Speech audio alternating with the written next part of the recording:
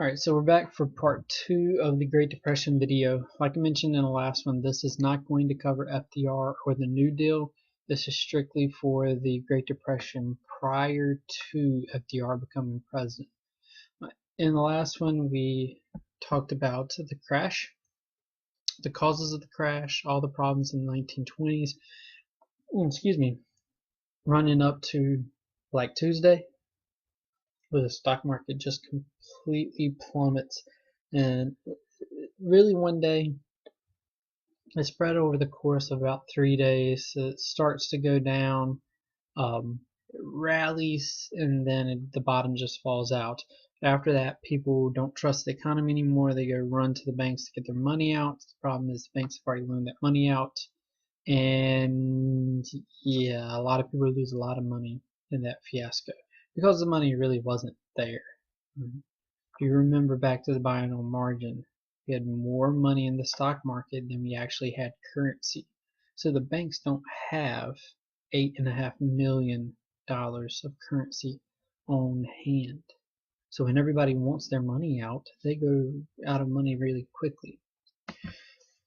And we mentioned that after October 29th, there's so many people out of work. In the end, it's essentially going to be 25% unemployment. Most people say, well, that's just what was recorded. It's actually higher. Okay, but the number we want to work with to compare things to is the reported. So 25% unemployment. It could have been higher, up to 50% unemployment if you take a look at the people who are just looking for jobs or retired or those types of things. But the thing is, we have way too many Americans out of work, and if the government isn't going to help them, their lives are going to be miserable. They're going to lose their homes. They've already lost their jobs probably. And there's nowhere really for them to go. They're relying on charities. And this is essentially what Herbert Hoover thinks can help the Americans. Now, go back to him again. He believes in laissez-faire economics. The government should not step in and control the economy in any way, because if you do that, the economy just starts to get wonky. So he believes that it's not the government's responsibility to take care of people and to feed and clothe and give them housing. That is the job of charities, mainly the church. So there are charities who start to set up these bread lines and soup kitchens, but there's just too many people out of work for them to serve everybody.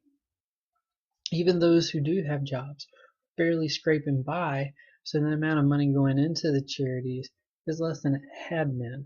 So we have a big economic problem now as far as charities are going. Too many need help and not enough supplies to fulfill that demand. So even the bread lines and soup kitchens are going to be overwhelmed. And you have painting or photographs of these bread lines, 3, 5, 7 blocks long, people waiting in lines just to get a loaf of bread. So the government isn't helping out that direct relief as much in the beginning. Now there is going to be some changes during Hoover's administration to try to help this problem, but a lot of people say it's too little too late. He's made his bed, right? He's the one who was at the helm when this crash happened. Now, going back, he's just taken office. However, his policies are seen by the people to not help enough, quickly enough. Now, on top of this, it seems like the environment wants to kick us while we're down. Right? So in 1930, we've had a few years of dwindling rain. 1930s, it seems like the rain doesn't even show up.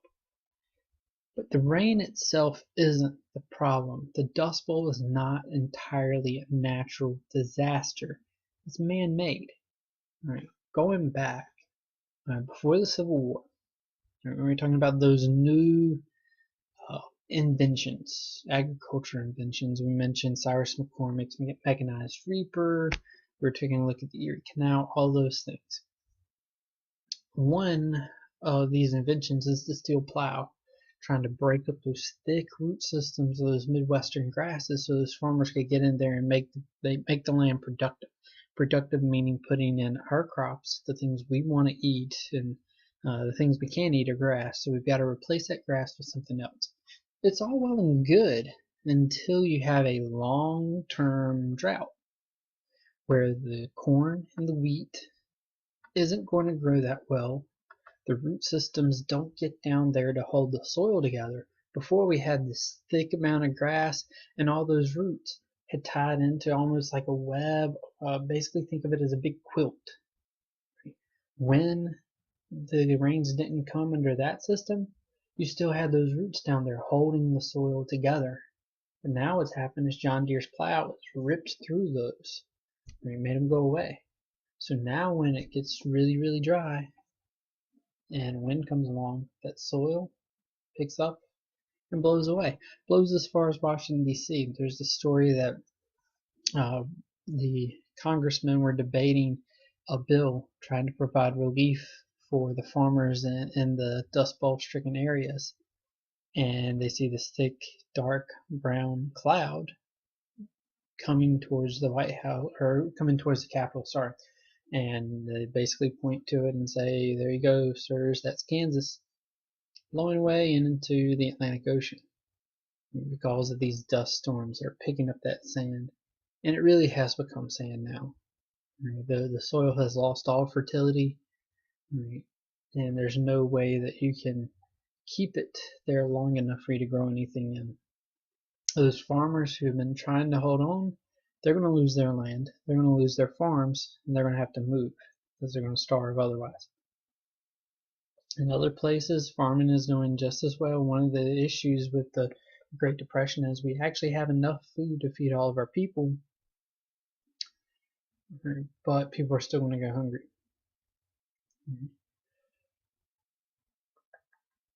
And these paintings at the bottom are paintings from a guy named Alexander Hogue, who's working in the West. I think he's from Missouri or Kansas, in that area.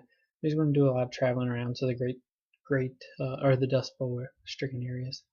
And the areas we're talking about mainly is from in Colorado into Kansas, Oklahoma, a little bit into Nebraska, down into Texas and into New Mexico. But it really affects all of the Great Plains areas. These are just the hardest hit. And these are those dust storms I was talking about. It looks like something from the movie The Mummy. Right? Those dust storms coming towards you. And this is what the aftermath looks like.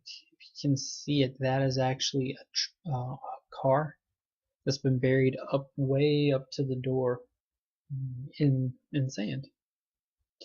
There's cows underneath that, they're dead. If there was any crops growing, not anymore. So huge natural economic disaster. The way that we're going to try to help this out is you're going to start to grow different types of trees to create windbreaks, essentially just places where that sand can gather along, and then we'll bulldoze it back later. Right, those farmers who were in Oklahoma, who were in Kansas and Nebraska, all those areas, they've been kicked off their farms by the banks, and two, if they did stay, they would be starving anyway. It'd be very hard to live in those areas now. So they've got to go somewhere. Out in California, they've heard stories that the fruit lands out there in the valleys in California, it's fresh, it's verdant, it's green. People still have jobs, they're looking for people to work picking fruit. So they get together, they get in these cars, old broken down cars called jalopies. They load it all up like the Beverly Hillbillies, everybody in the family's in there, and try to make it across the Rocky Mountains into California to get one of those jobs. Again, supply and demand. Whole lot of Okies, not a lot of jobs. So when they get out there, it's really more of the same. All the jobs have been taken, and they're having a real big problem trying to feed their family now in almost a foreign land where the people don't really want them there. I mean, they're strangers from out of town moving in to take jobs in an economic hard time. So the locals might not be the friendliest towards them. In the middle of this, one of the people who is famous for her work during the Great Depression is a lady named Dorothea Lange. She's a photographer, And she's got probably a very difficult job.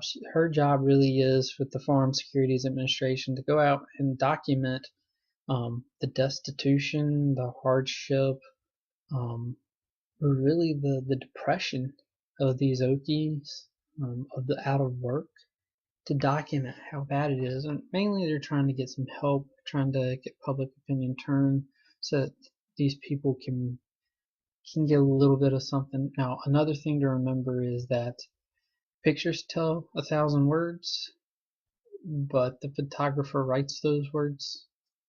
This is probably her most famous work. It's a staged photo. Right? She was guiding her subject of what to do, how to look, the expression that should be shown in her face for effect. There's other of those people working. Another one of the famous pictures from the FSA is actually in Wendell. They were in Wendell. I forget the photographer, but the mayor of Wendell at the time, they have a picture of him sitting in a tobacco warehouse smoking a cigar in a rocking chair. I think it's in like the McDonald's in Wendell or something, put up on the wall as well. John Steinbeck is going to be a popular author during this time, writes basically the story of an Okie family going to California in The Grapes of Wrath. It's controversial during the time because the themes about people taking care and really coming together as a community to own the means and the farms. It's controversial when we get into the Cold War and we're talking about communism and socialism and how that's going to become a bad word. It's going to be increasingly unpopular, almost taboo when you get into the 50s. And Hoover's response. Hoover really believed that the American people were responsible for getting themselves out of this. But you just got to ride out the Depression. He thought of the economic system as basically a perfect circle. You're going to have downturns. It's natural. But you're going to go right back up. So we got to ride this depression out. If we try to play too much and get involved in an economy, that could actually prolong the depression, could make the next depression worse, or speed it up to where it's next year instead of 10 years from now. So he believed we had to ride out the depression, believed in rugged individualism, almost that cowboy nature. Right? Don't accept handouts, work for everything. Right? You buck up, man up, get yourself out of this thing. People didn't want to feel indebted to anybody else. They weren't looking for a handout. And that's really one of the issues is people needed help, but they weren't asking for help because they were, I don't want to say proud, but they were in this idea in this society that stressed you were responsible for yourself, that rugged individualism. Another one of the things that Hoover attempts to do to help out this is there's 500,000 Mexican workers in the United States at the time working mainly on farms, and he's going to repatriate them back to Mexico. This is going to continue into FDR's administration. It's popular on the American side. It doesn't really do a whole lot as far as helping out the Great Depression. It has some effect. 500,000 people is not going to be enough to solve the problems of the Great Depression. People are getting more and more upset with Hoover and his responses, and that brings us into the kind of the funny part. It's kind of a gallows humor, but people's reaction to Hoover. He basically knows he's not winning the next election because you look around, everybody has a joke.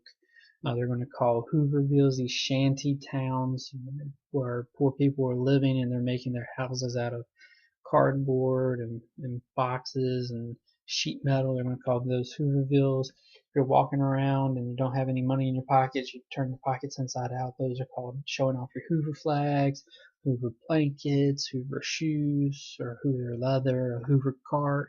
All these things were there to make fun of him. All right. Well, now we'll turn our attention to FDR.